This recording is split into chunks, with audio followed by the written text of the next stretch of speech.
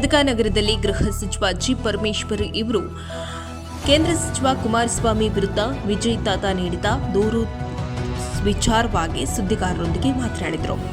ದೂರು ದಾಖಲಾದ ಮೇಲೆ ಪೊಲೀಸರು ಕಾನೂನಾತ್ಮಕವಾಗಿ ಏನು ಮಾಡಬೇಕು ಅದನ್ನು ಮಾಡ್ತಾರೆ.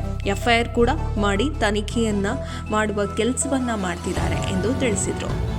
ಕಾಂಗ್ರೆಸ್ನವರು ಸೇಡಿನ ರಾಜಕಾರಣವನ್ನ ಮಾಡ್ತಾ ಇದ್ದಾರೆ ಎಂದು ಬಿಜೆಪಿಗರು ಆರೋಪವಿದೆ. ಆರೋಪ ಮಾಡಲಿ, ಅವರು ಏನು ಮಾಡ್ತಿದ್ದಾರೆ.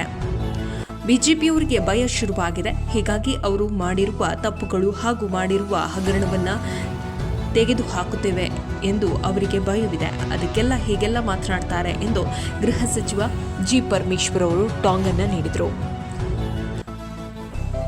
ಮಹೇಂದ್ರ ಎಸ್ ರಾಜನ್ಗಳೇ ಸಂಪಾದಕರು @ನ್ಯೂಸ್ ಅಥಣಿ.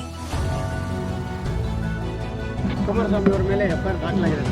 ವಿಜಯ್ ತಾತ ಅವರು 50 ಕೋಟಿ ರೂಪಾಯಿ ಏನೋ ಡಿಮಾಂಡ್ ಇಟ್ಟಿದ್ರು ನೋಡಿ, ಅವರು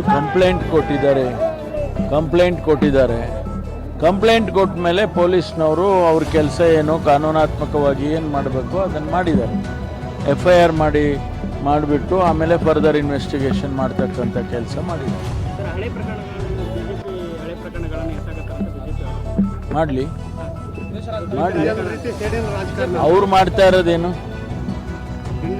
ಅಲ್ಲಲ್ಲ, ಅವ್ರೇನು ಮಾಡ್ತಾ ಇದ್ದಾರೆ, ಅವರಿಗೆ ಭಯ ಆಗಿದೆ. ಈಗ ತಪ್ಪುಗಳನ್ನೆಲ್ಲ ನಾವು ತೆಗಿತೀವಿ ಹೊರಗಡೆ, ಅವ್ರು ಮಾಡಿರೋ ಹಗರಣಗಳನ್ನೆಲ್ಲ ತೆಗಿತೀವಿ ಅಂತೇಳಿ ಅವರಿಗೆ ಭಯ ಆಗಿದೆ. ಅದಕ್ಕೆ ಆ ರೀತಿ ಹೇಳ್ತಾರೆ.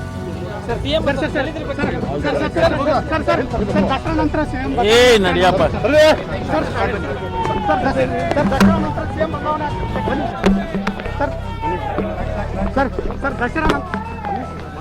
ದಸರಾ ನಂತರ ಸಿಎಂ ಬದಲಾವಣೆ ಆಗ್ತಾರೆ